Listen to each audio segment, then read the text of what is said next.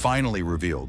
The scandals, the money, the whispers in the halls of Neverland. Michael Jackson's life had more chaos off stage than on. But was it really all his fault? Underneath the glitter glove and moonwalk was a man trying to survive something far worse than fame. Before we dive into the darkness, let's remember who Michael Jackson was. The king of pop, the man who gave us Thriller, Billie Jean, and Beat It. From age 5 with the Jackson 5 to his solo career that broke every record imaginable. He was untouchable on stage, but fame came with a price nobody could have predicted.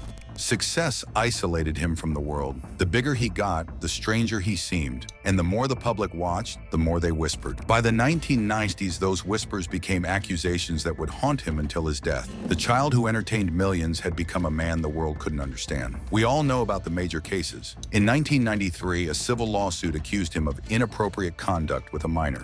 Jackson settled out of court for millions, but made no admission of guilt. The damage was done. Then came 2005. Another trial. This time he fought it in court and won. The jury found him not guilty on all counts. But here's what most people don't know. There were other claims, quieter ones. Former staff members at Neverland Ranch told stories that never made it to trial. Jesus Salas, his house manager, said he often saw Jackson drunk or affected by prescription drugs. He claimed he once saw 3 teenage boys coming out of the wine cellar drunk after spending time with Jackson. Michael LaPerouse, Jackson's security chief, was so worried about his boss that he expected him to overdose. He found Jackson unconscious in a hotel hallway once. He got 20 to 30 phone calls in the middle of the night from Jackson, who was often mumbling and couldn't speak clearly. The FBI investigated Jackson from 1993 to 2005 and found no evidence of sexual abuse. But the whispers never stopped. While the media had a feast, Michael was quietly breaking. Here's the shocking truth. Despite being one of the best-selling artists of all time,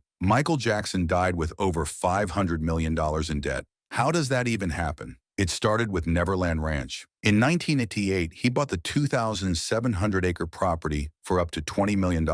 Then he spent another $35 million turning it into his personal Disneyland. A train station, merry-go-round, Ferris wheel, and a zoo with giraffes, tigers, elephants, and his famous chimp Bubbles. Even the entrance gate cost $30,000. Running Neverland cost between $5 and $10 million every year. Think about that, $10 million a year just to keep his house running. By 2008, he defaulted on a $24.5 million loan and had to give up ownership to avoid foreclosure. But Neverland was just the beginning. Jackson was a compulsive collector. He bought Johnny Depp's actual gloves from Edward Scissorhands. He paid $1.5 million for the Academy Award statue from Gone with the Wind. Life-size figures of Superman, Yoda, and Darth Vader filled his home. He had castings of his own face and a robotic replica of his head. His overall lifestyle cost $30 to $50 million every year. He was generous to a fault, buying houses and cars for families he befriended, flying them to Neverland, taking them on shopping sprees. He spent tens of thousands a night on hotels when it would have been smarter to buy property.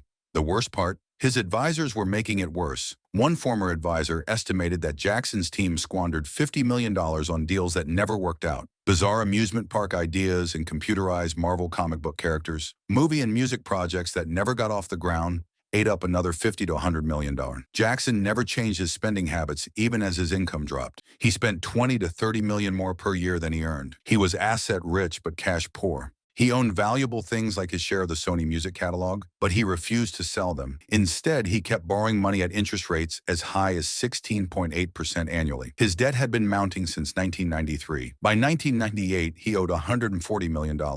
In 2001, he borrowed $200 million from Bank of America just to stay afloat. When he died, he owed money to more than 65 creditors. Picture this, a man who could fill stadiums around the world, but couldn't trust anyone around him. Jackson was constantly fighting lawsuits. He needed lawyers all the time, which cost millions. His album sales dropped after all the trial coverage. He was paying people off to settle disputes. Multiple people in his inner circle knew he had a serious problem with prescription drugs. Mark Schaffel, his video producer, said Jackson used propofol, Xanax, Zoloft, and other powerful medications. A 2004 police document said he was taking up to 40 Xanax pills a night. After his death, police found drugs in his home with labels made out to fake names. Dr. Eugene Aksonoff, who treated Jackson, was concerned about his drug use. Jackson asked for stimulants to handle demanding performances, but the doctor refused. Jackson suffered from chronic fatigue, fever, and insomnia. Cherilyn Lee, his nutritionist,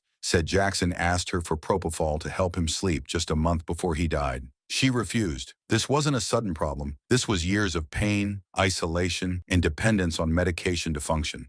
Randy Jackson, Michael's brother, even tried to stage an intervention at Neverland Ranch. The pressure to perform, to be perfect, to overcome the scandals was eating him alive. On June 25, 2009, Michael Jackson died at age 50. The cause was acute propofol intoxication. His personal doctor, Conrad Murray, had given him the powerful surgical anesthetic to help him sleep. According to Murray's testimony, Jackson repeatedly asked for milk, which was his nickname for propofol. Murray was later convicted of involuntary manslaughter. Jackson died while preparing for his This Is It comeback tour in London. 50 concerts that were supposed to save his finances. He was doing 6-hour rehearsals every day. Associates said the schedule was completely overwhelming and contributed to his declining health. The financial pressure to make the tour work had created a deadly cycle. He needed money, so he pushed his body harder, which made him rely more on drugs, which made his health worse. The very solution to his money problems became the thing that killed him. When news of his death broke, the world stopped.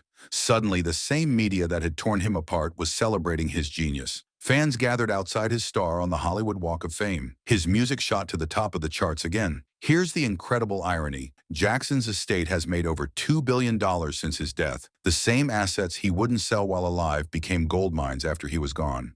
The Sony music catalog his estate eventually sold for hundreds of millions. The This Is It movie made from his rehearsal footage was a massive hit. New revenue streams like the Broadway musical MJ keep his legacy alive. His music still sells millions of copies. All those debts paid off. All those creditors satisfied. His estate went from bankruptcy to billions in just a few years. But none of that brought Michael back. He died alone, in debt and in pain. The man who brought joy to millions couldn't find peace for himself. Michael Jackson's life was full of contradictions. Incredible talent mixed with deep insecurity. Massive success shadowed by financial disaster. Accusations that were never proven, but damage that was very real. We'll probably never know the complete truth about every claim made against him. What we do know is that he was a human being who carried an impossible burden. The pressure of fame, money troubles, health problems, and constant scrutiny created a perfect storm. By the time the world was done judging Michael, he was already gone. Maybe it's time to separate the art from the artist and remember what he gave us. The music that made us dance. The performances that left us speechless. The moments when he reminded us why they called him the king of pop. Michael Jackson's life was full of whispers, but maybe now it's time to listen to his music one more time. Drop your thoughts in the comments, like if you remember where you were when he died, and subscribe for more untold stories.